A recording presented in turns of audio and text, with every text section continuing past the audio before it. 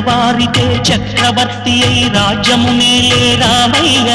తండ్రి మాటకై పదవిని బదలి అడవులకేగెనయా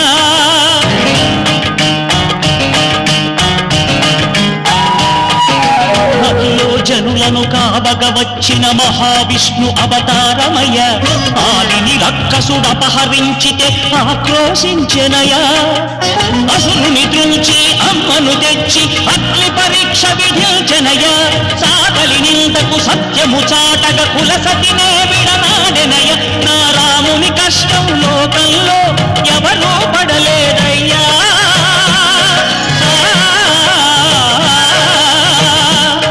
నా రాముని కష్టం లోకంలో ఎవరూ పడలేదయ్యా సత్యం ధర్మం త్యాగంలో అతనికి సరిలేదయ్యా కరుణాహృదయుడు శరణను వారికి